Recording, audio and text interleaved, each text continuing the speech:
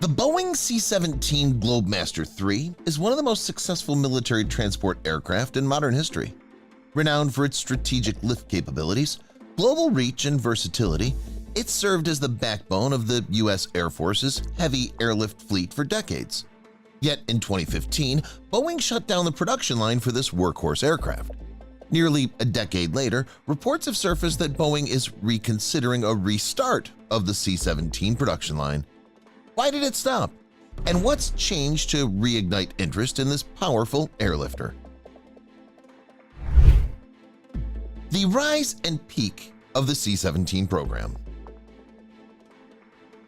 Developed in the 1980s and introduced into service in the 1990s, the C-17 Globemaster III was designed to meet the U.S. military's need for a long-range, heavy-lift transport aircraft that could operate in austere environments.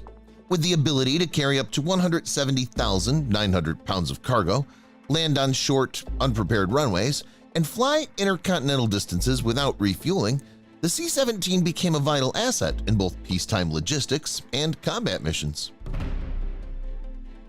Throughout the early 2000s, especially during the height of the wars in Iraq and Afghanistan, the C-17 proved indispensable.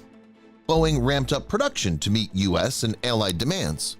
The U.S. Air Force ultimately procured 223 C-17s, and additional units were sold to foreign operators, including the United Kingdom, Australia, India, Qatar, the UAE, and Canada. The aircraft was widely regarded as a success, with strong reviews from operators and a high operational tempo worldwide. Why Boeing stopped production in 2015?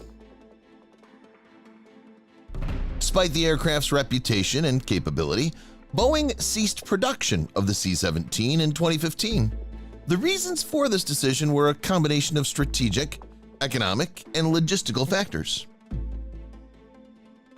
The first, lack of new orders. By 2013, the U.S. government had completed its procurement of 223 aircraft, and there were no indications of future large orders from the Pentagon.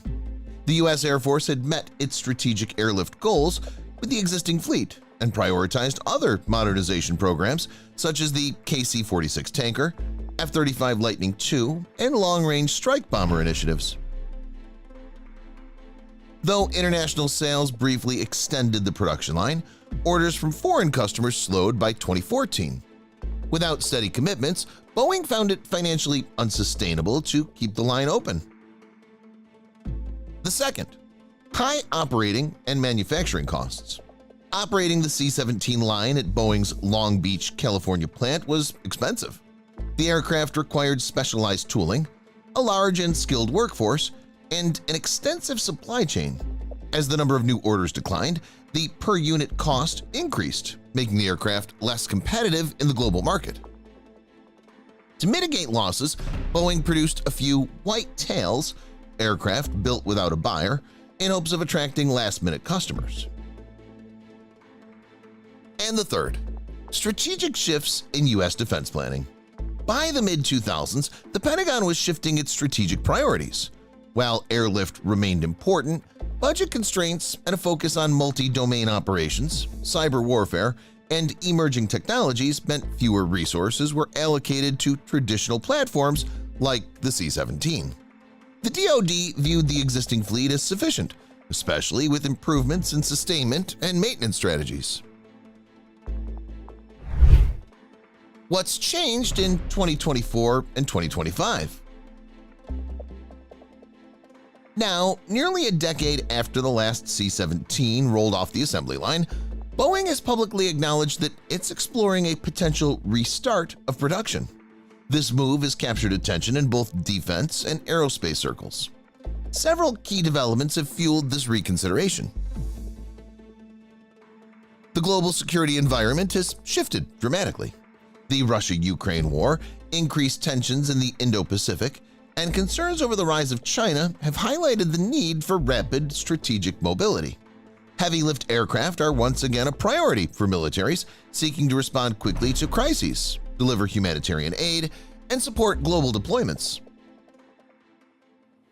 Nations that once hesitated to purchase the C-17, such as Germany, Japan, and Saudi Arabia, now reportedly regret missing the opportunity. With new threats emerging, the need for reliable, heavy airlift capabilities has re-entered strategic planning discussions.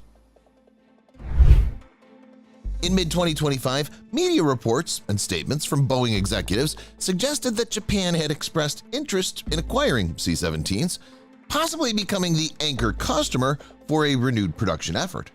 This could trigger a chain reaction of renewed interest from other allied nations.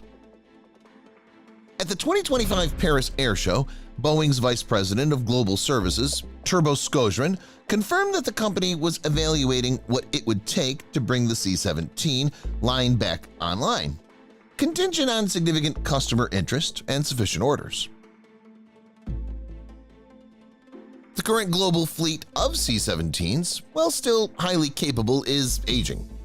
Many aircraft have flown thousands of hours supporting disaster relief, military operations, and pandemic logistics over the past 2 decades. Operators are beginning to look at fleet sustainment or potential replacement in the next 10 to 15 years. If replacements aren't available, customers may push for production to resume rather than invest in alternatives with less proven reliability. While the Airbus A400M Atlas and Lockheed Martin C-130J Super Hercules serve specific roles, neither matches the C-17's unique combination of payload capacity, range, and STOL, short takeoff and landing, ability. For countries needing to move tanks, large vehicles, or outsized cargo quickly across long distances, the C-17 remains unparalleled. Can the C-17 line actually be restarted? Reopening the C-17 production line would be a complex and expensive endeavor. The original Long Beach production facility was closed and repurposed. Much of the tooling has been dismantled or placed in storage. The workforce is dispersed, and some suppliers are no longer in business. Restarting production could cost billions of dollars, and Boeing would need multiple confirmed international orders to make it financially feasible. However, Boeing's recent statements indicate that the company is seriously exploring this possibility, particularly if Japan or a consortium of countries commits to a sizable purchase. A second life for the Globemaster? The story of the C-17 Globemaster III is far from over. What was once seen as a completed chapter in U.S. aerospace manufacturing may be on the verge of revival. Strategic airlift is once again in demand, and the C-17, proven, capable, and beloved by its operators, remains unmatched.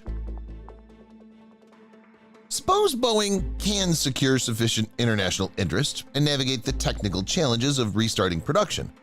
In that case, the Globemaster III may soon soar again, bridging continents and crises in the service of both defense and humanity.